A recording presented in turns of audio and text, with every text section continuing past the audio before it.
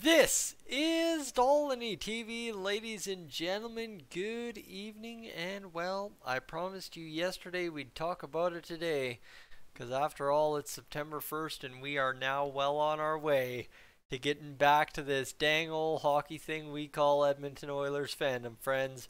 And let me tell you, you know what, September 1st, right? It's a normally sad day on the calendar for a lot of folks, whether it be the first day of school, whether it be the first day of September, and my goodness, summer's over somehow already.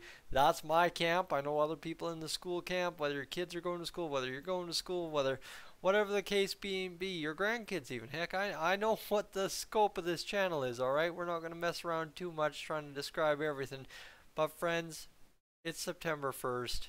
We are just weeks. I mean weeks. We're not months anymore. We are weeks away from Edmonton Oilers hockey, right? We've got middle of the month coming up in Penticton, BC. We've got the Young Stars Classic, which will be fantastic for the first time in years to see the Oilers and Flames, and I think Canucks and Jets prospects go head to head in a nice little formatted tournament to see whose rookie crop is the best. And the best part about these tournaments is they happen all across the NHL, right? They happen throughout everywhere. But the big thing is for us is it gives us that kind of, we hear specifically about the Canucks, about the Flames, about the Jets quite heavily within our scope as an Edmonton Oilers fan.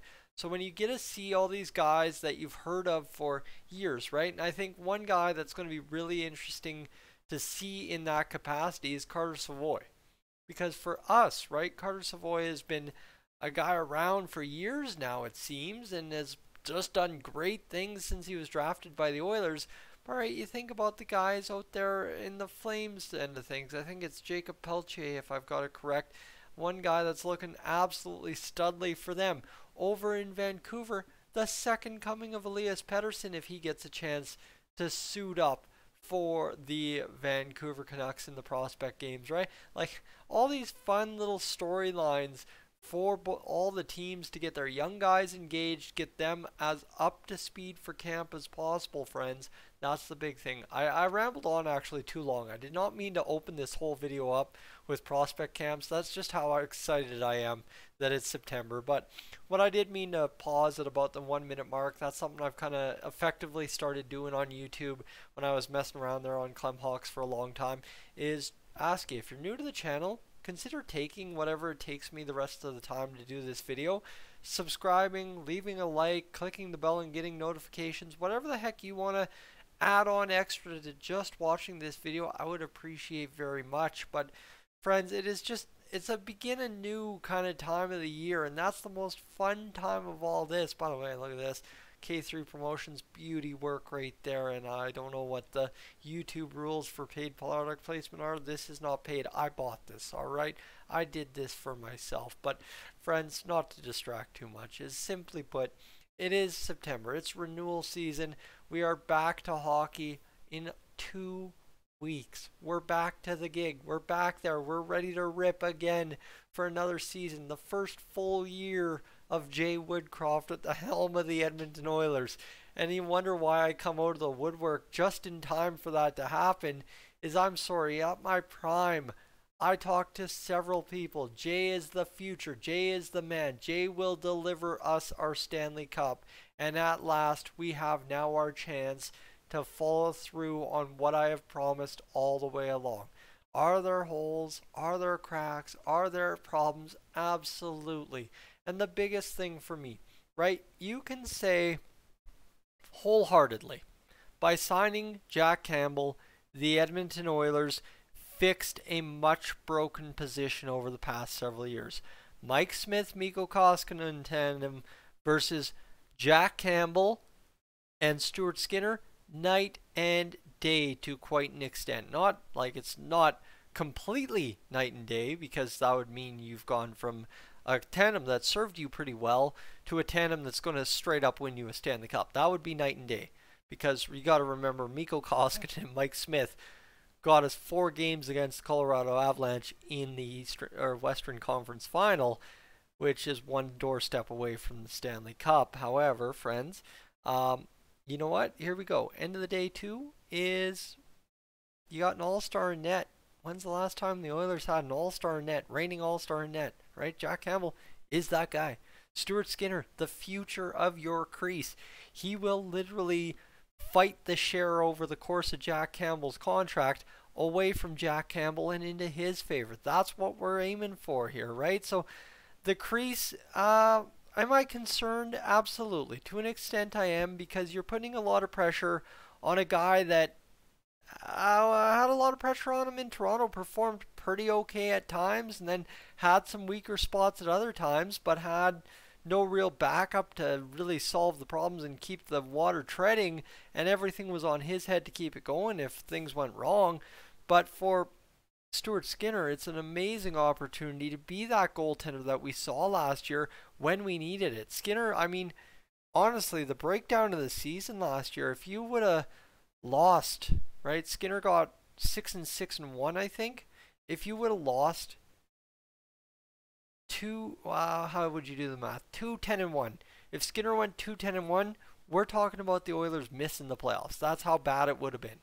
However, Skinner goes 6-6-1, splits right down the middle, and away you go. So friends, it's one of those things of, right, rookie camp, I'm very excited. I've got some concerns. I've already voiced my concerns when it comes to the defense and what the very big problems could be, but also what the positives of this defense are. And the worst part is, I mentioned Carter Savoie, right? This is where we're at with this Edmonton Oilers offense, is we are magically in a position where the offense is no longer a problem. Roster depth up front is no longer a problem. Depth scoring, bottom six players, not a problem. You don't have, and I mean, I loved Joachim Nygard and Gaetan Haas. There were two guys that came over here to make an opportunity in North America happen, and they both tried their dangest. They had injuries, whatever you want to say, and a lot caught up with them on a very terrible roster outside of just them in the bottom six.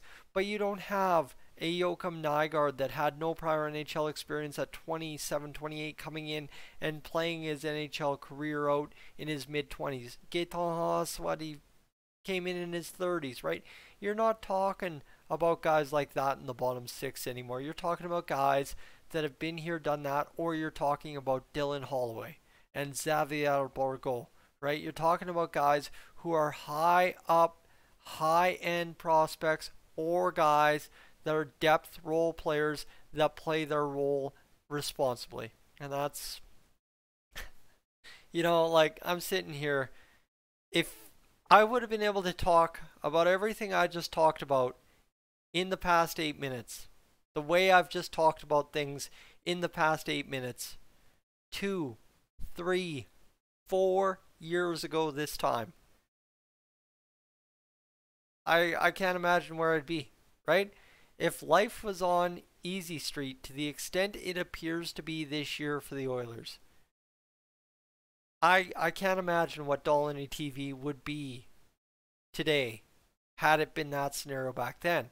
And the frustration and why there was so much hate and anger towards the Oilers then and throughout the past 4 years is simply put because the Oilers failed to deliver when they should have, right? We should have been talking about the Oilers in this light back then.